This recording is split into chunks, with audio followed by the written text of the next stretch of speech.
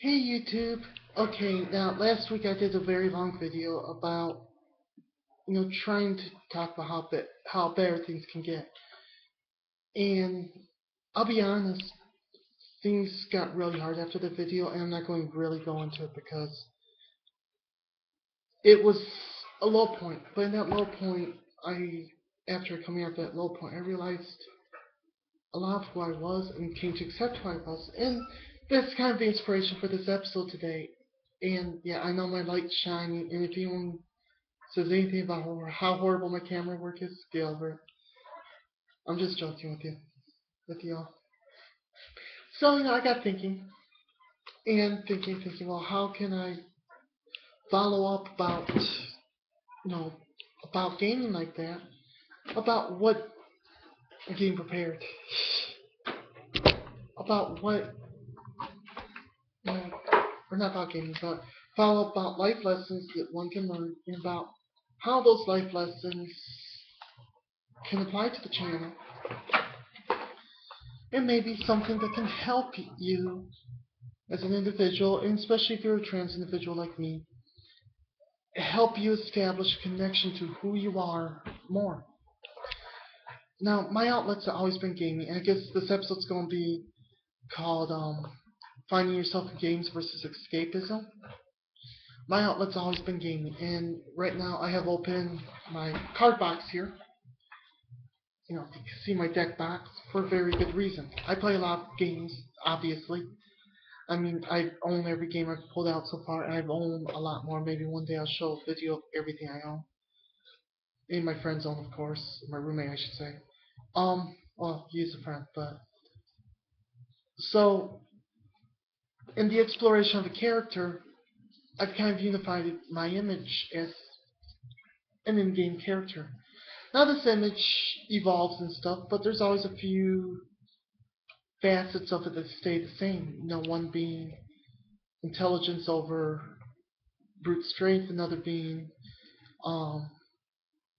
strategy over tactic, and another being sorry, trying to think of the words here. Another being pacifism over combat, through dots or damage over time, that kind of stuff versus direct damage, as well as senses of community and all that kind of fun stuff. But I've developed this character over many years, over many games, and kind of this image of who I am in the gaming universe, who my Yugi Moto is, if you would.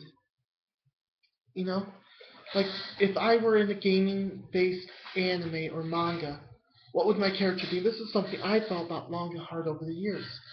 I mean, it wasn't as simple as, well, what video game character do I play as, or what class in the MMO I play as, or what class in Dungeons and Dragons do I play as, or what kind of class, but what flavor of a character am I, So I guess this video, I'm kind of going to explain this, trying to think of the way to say this, explain this through gaming, and what gaming's done for me. Now, hopefully my video doesn't cut out.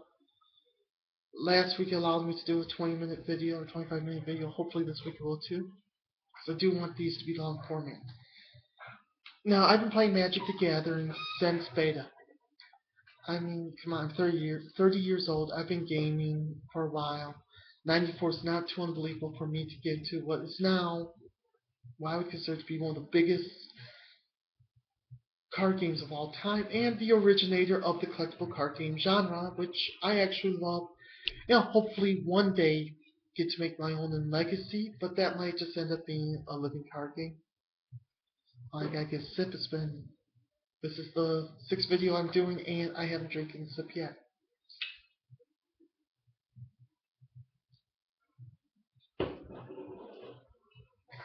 So anyways, so I guess I'm going to actually dissect my Magic decks here. Well, for instance, I have a green and black Gorgon themed deck.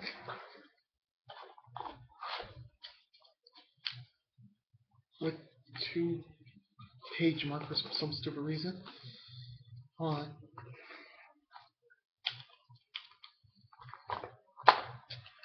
a white and black deck that mainly uses bats, advisors, and gargoyles. An enchantment token themed white and green.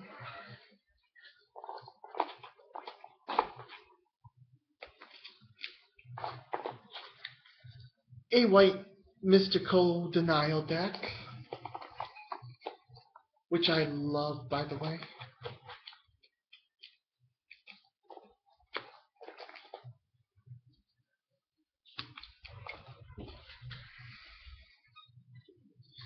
A black deck focusing on shamans, skeletons, and thralls in their own form of like experimentation, improving the individual. And a green human tribal that has a little bit of a Tolkien kind of feel to it, as well as, well, it's almost purely green human tribal with just a few tokens popping up. Now you look at those, and you can sit there and say, well, what's the connection? Why should I even think of those as connected? Well, as I said, they really do portray the aspect of, a social aspect, which I'm a social person, believe it or not, as well as, you know, capturing what those three colors mean to me, which magic's the easy way to do it. Magic in itself is kind of a personality test if you're Vorthos or if you're Melvin.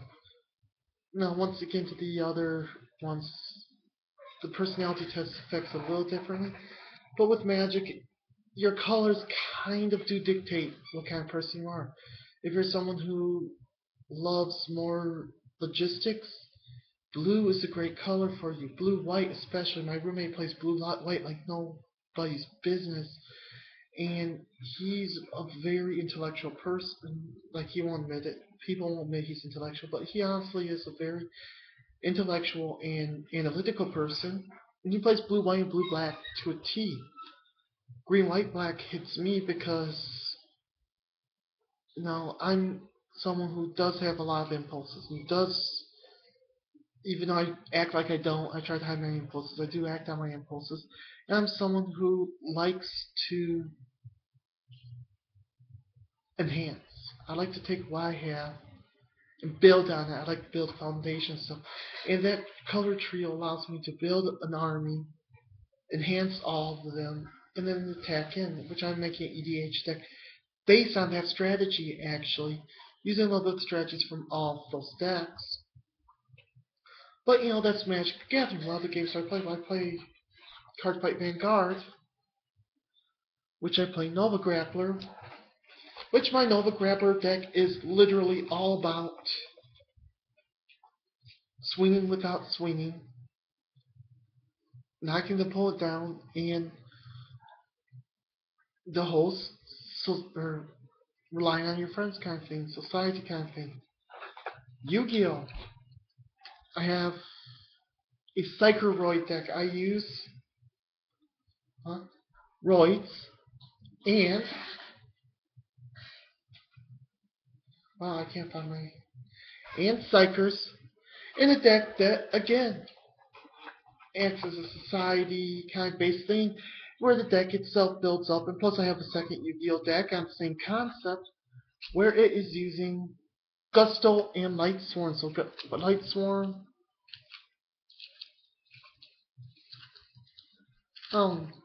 Gusto, to kind of play off the same thing where the two of them act together. Now I'm showing you just a bunch of random decks, it may seem, but there's a reason to this, and there's kind of a purpose to this, like play a Shaman deck in World of Warcraft, Goblin Shaman. I play Light Dark Civ and Kaijudo. Mantis Clan and Legend of Five Rings. shield and aim, and both my two main teams in hero clicks are shield and aim, depending if I want to play hero or villain at the time. But as you see, these are things that kind of highlight who I am, and these are things that actually took me a long time to realize. This is me as a person, you know. Heck, I was just talking about this book earlier. I'm playing a Wujin yet again. I play Wujin a lot. Wujin in Focus Specialist Mages, which, because I like the characters to study, I like the characters to have an outreach.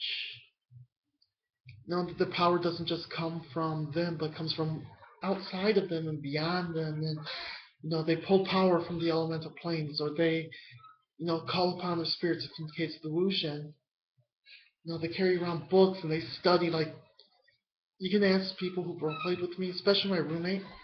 When I make a character, literally it will take me a month to make a character sometimes, because I will have books around me, studying every nook and cranny I can of that character, not to break them, but to give me the flavor I want. I play Arcanist on Final Fantasy 13. I play Science Officer on Star Trek Online. I used to play a Warlock on, or Affliction Spec Warlock on World of Warcraft. I would play Scholar on Final Fantasy 11. A Scholar Puppeteer. It's actually my favorite class combination. Or is it Puppeteer or Scholar? I always just switch the two around whenever I felt like it. No, but you look at all this stuff. You look at what I play. I'm someone who likes to study. I'm someone who likes to sit down and think things out, even if people don't think I'm thinking things out. And I'm someone who likes to be social about it. So here's where this, where that, where everything comes into its caveat. All this stuff, as a gamer, all these things, and this is actually the reason why I wanted to get into game design, has kind of helped me discover who I am. Which anyone, let me tell you, anyone trans, cis, straight, gay, whatever, knowing who you are is hard. Yeah. I won't lie. It's difficult to say, hey, I am this. Hey, this is how I feel about things. It's like, I remember it took me years to find a religion I like. I'm Buddhist. I love my religion. I mean, to death, I love my religion. It took me years to come across that because, I had to know. But you sit here and you look and you study everything. Or you just go on a whim. You go on your intuition. You go wild. The stuff you have fun with, the people you meet. Everything in your life leads up to who you are. And you are the sum of your experiences in every part of you, and you are more than that. But that's why I love gaming. Gaming allows you to explore that outside of your body. And when you discover that, you don't let go. Like, this is the 10th prepared arcane caster I've played in a role in D&D. Arcanist and Affliction Spec Warlock amongst the two games, and my combination of Puppet Master and Scholar, either way you go, honestly aren't that different,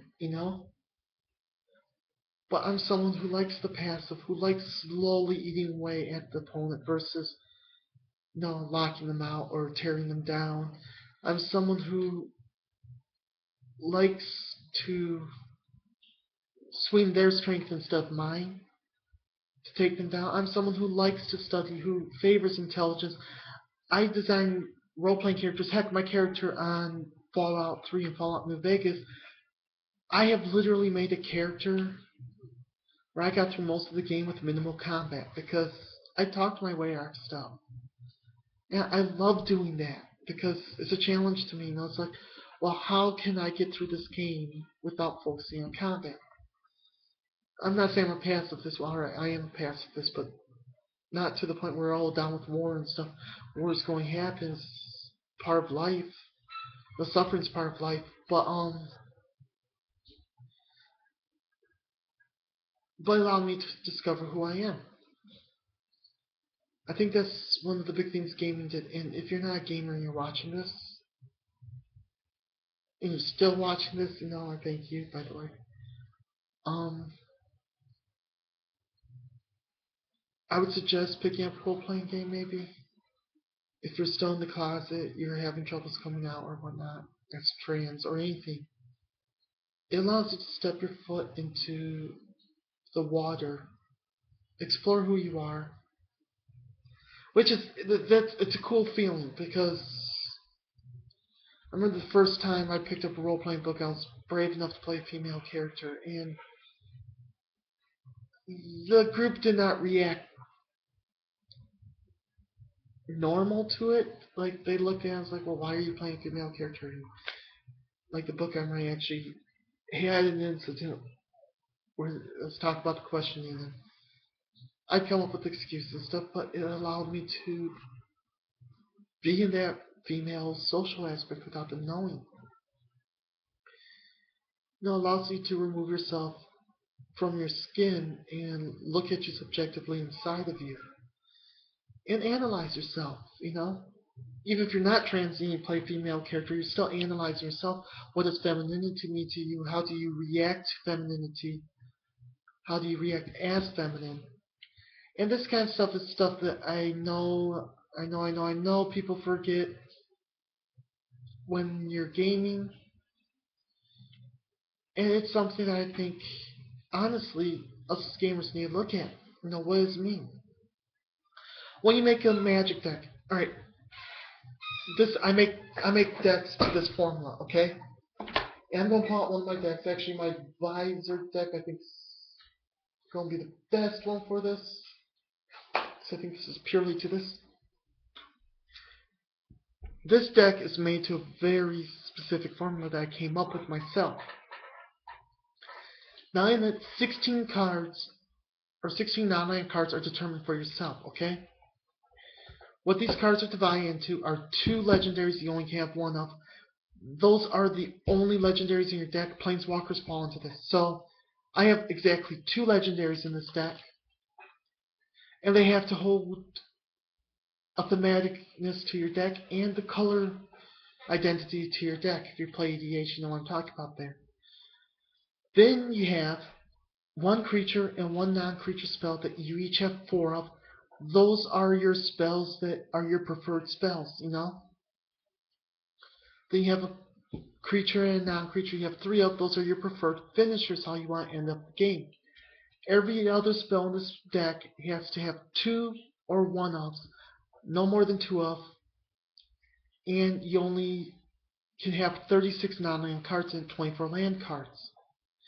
6 of your land, I think this one might actually break this rule here, but 6 of your land have to be non-basic land. Every other card is basic land.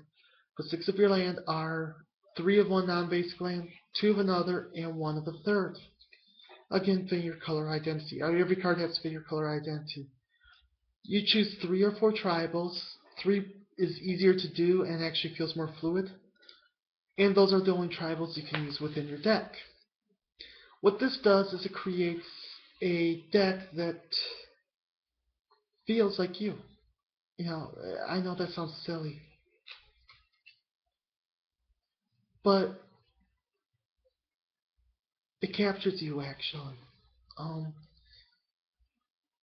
Your signature spells, the ones that I have 4 of, and your signature finishers, the ones you have 3 of, start coming up more, and those kind of represent your basics in life, The 2 and 1 are the minor influences that come into your life and go. Your colors you choose are kind of what you hold important. Like, I'm playing white and black. This is actually my main deck. I play white and black. Well, I'm all about society. I'm all about getting along with everyone. About the passive touch, or the passive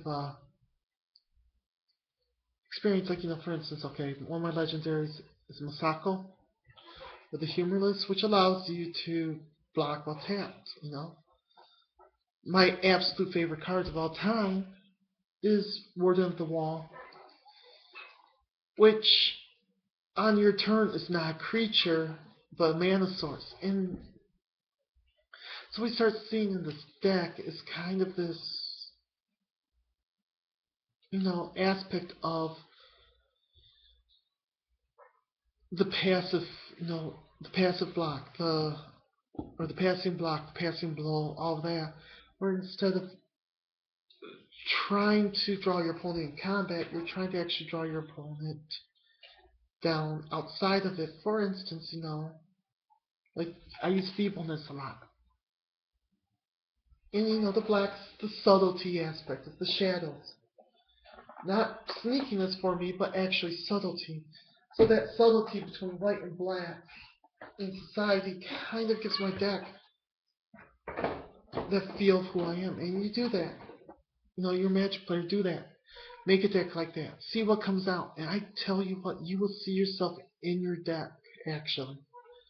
In a role-playing game, don't be afraid to base your stats around who you are. I'm giving myself a little dexterity in this next one or my low stat rolled in the next game I play my Wujin, because I fumble around a lot, And kind of give you example, my stats. So you can see that was done with a 4 dice 6, reroll 1s, take the lowest dice out. And sorry, my voice dropped there for a second.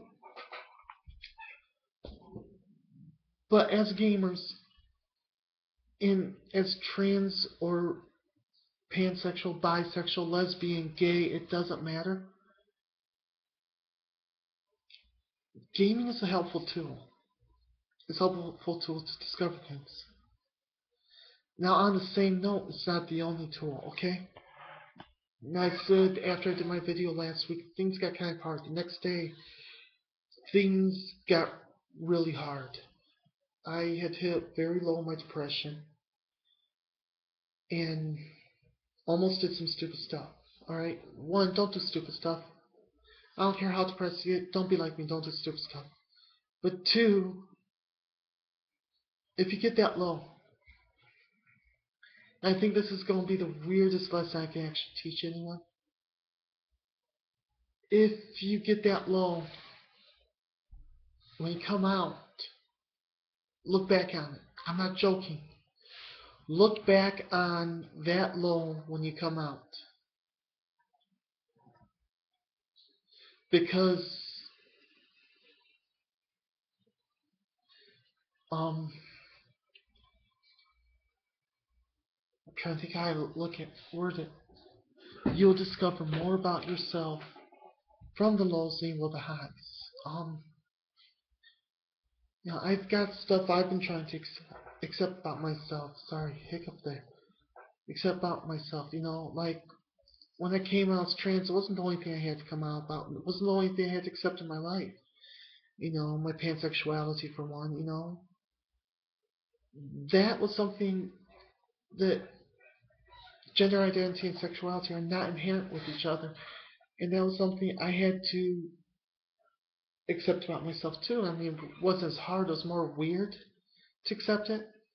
It wasn't like something I didn't like about myself, it was just something that felt weird coming out of my mouth, because I don't want people to catch me looking at a guy's butt or a girl's butt, or I don't want people to catch me looking at anyone's butt, because that just makes me look like a pig, but you know what I mean. Or anywhere in between stuff. I don't look at gender when I look at partner, or whatnot. I look at who the person is, and if they're a good person, I'm going to like them. But that was a weird thing for me to come across and accept about myself, which I am glad I accept that about myself now. The weirdest part was just being open about it, which to the pain of my roommate. The fact that he will make jokes and I will roll with it now. He doesn't know how to react to that yet. It's so hilarious. But as I'm rambling on about that, the thing that came out below is a few people asked me, well, Josie, Jocelyn, have you thought of this through? Have you thought your transition through? Yeah, I did, So, do you want to transition? I got thinking, it's like, it's a good idea to think about those kind of things. Even if you're sure, like I'm sure I want to become a woman. I want bottom surgery. I want to be a girl. But I got thinking, it's like, yeah, I do want to be a girl. But there's still a part of me who wants to keep a little bit of that gender queerness. Like, wants to keep my toe in the neutral area. Not because of fear, but comfort, That, yeah, I'm like 90% female, like gender identity wise. But there's that 10% where it's like, I'm neutral there. I do want those days where I can come outside completely androgynous and not give two rats, even after I go through my SRS, and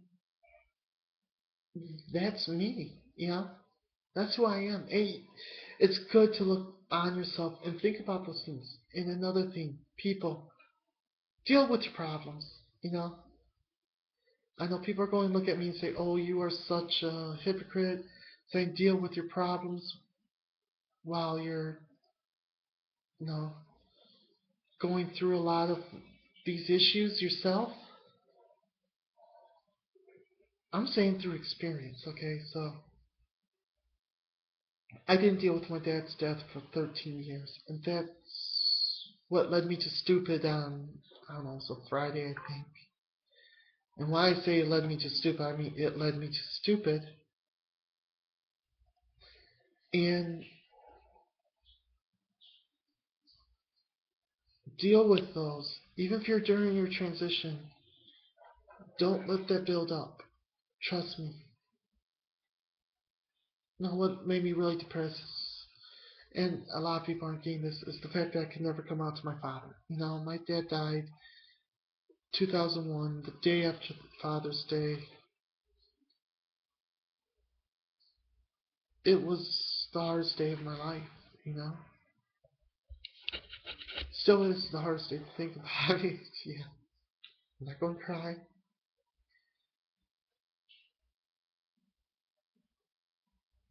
I look back at my life and I look at my gaming. The different phases I've been through all that, I played a mage most of that time, after, before the mage would have kind of like a rebellious quirk, something always secret about the character. After my father's death, I played a lot of necromancers, because a lot of my hope faded.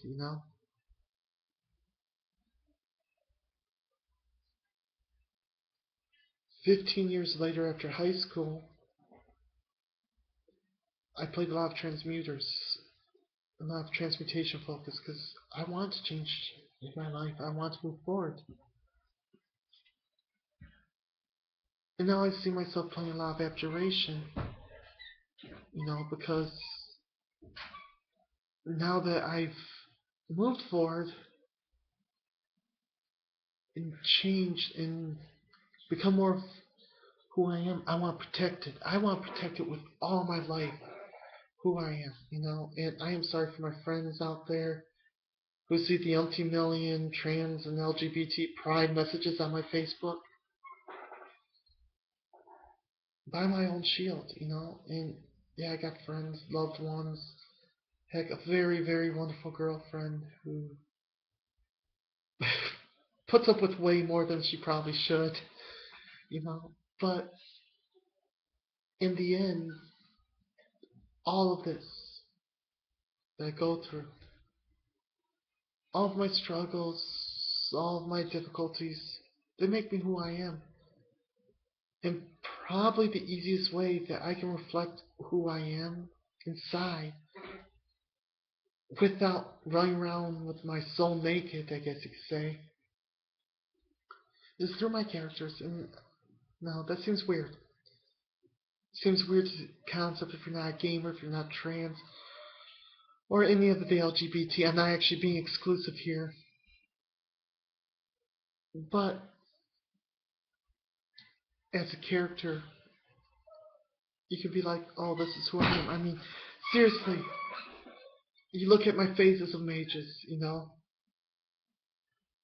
The whole holy secret thing, that was because I had something I was proud of. But I was afraid to let people know. The necromancer was because at that time I was really low and death was on my mind and I had to deal with that stuff. I had to face that. I had to grieve. I couldn't grieve. You know, necromancers to me kind of represent that lack of being able to grieve. I mean, I don't look at them as just toying with the dead. I see them trying to find a way beyond grief. Then the transmutation is all about changing, you know, altering, mutating who you are. I mean, heck, I played blue-green magic a lot during that period of my life, and the transmutation kind of represented me back then. This building of who I was, building up from my ground, and kind of a hope that one day I could come out, you know? And then as I moved on, abjuration's becoming my thing because now that I know, now that I'm out in who I am, and sure of it, and learning everything I have, I want to defend the hell out of it, you know? And it does get me in trouble. I won't lie. Well, I'm going to leave it here. Y'all have a great day. Bye.